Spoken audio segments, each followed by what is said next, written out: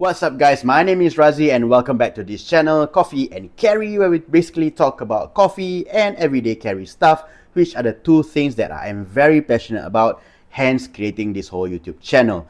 In today's video, we're going to be focusing more on the coffee aspect of things, asking ourselves the very important question of how to choose the right coffee for you. Let's go. Alright, welcome back. So yes, in today's video, we're going to be asking ourselves how to choose the best coffee for you. There is really not a best coffee, but coffee really depends on preference. And preferences are actually built based on our life experience.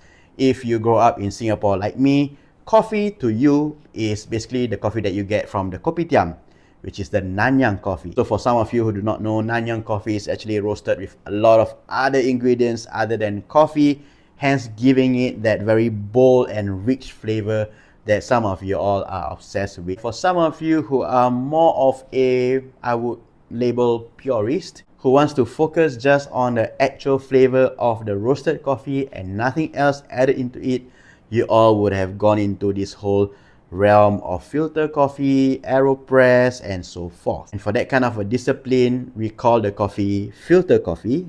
And for this filter coffee, it gives a range of flavor, and hence it still boils down to your preference of what flavor suits you. The reason why I got into this whole hobby is because I tried a filter coffee that gave me a berry and fruity flavor, and that really throws me off.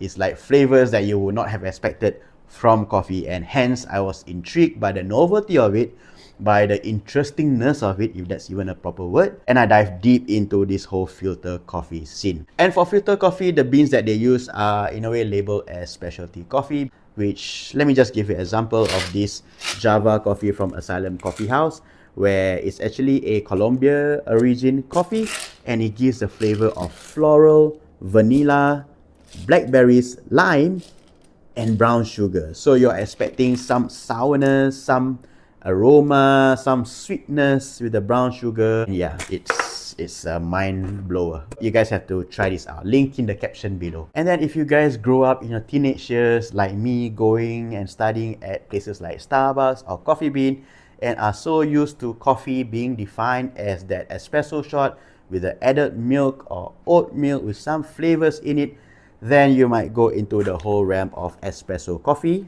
which is not this one, which is this one, espresso coffee. And the kind of coffee beans that you might want to look at will kind of depend on the recipe or the concoction that you prefer. For instance, if you're gonna be creating a drink with oat milk, then you might want something that is a bit more similar to that profile, like having some nutty flavors, sweet flavor, caramel flavors that really complements very well with oat milk. Then yeah, that will be the flavor of your espresso beans when you are pulling a shot for your oat milk latte. And some of you might really just enjoy a pure espresso shot, which is a very intensified flavor. Then it really boils down back again to the flavor of preference that you want for your coffee experience, whether you want it to be nutty, woody, floral, berry, whatever. Find the flavor that fits your preference and, you know, kind of like stick with it, or if you're like me, explore. So yeah, even before thinking about what coffee to buy, you really have to ask yourself, which discipline of coffee are you going into? Are you going with the Nanyang coffee, filter coffee, or espresso with milk and condiments? And then you can start to decide which coffee beans you like to try first. Because after all, preferences are created by your experience of tasting those coffee that you brewed yourself or you buy from the cafe, and that kind of like act as a benchmark as to what kind of coffee you might want to consider brewing for yourself. I hope that this video has been very useful and informative in terms of how you think about going into brewing your own coffee.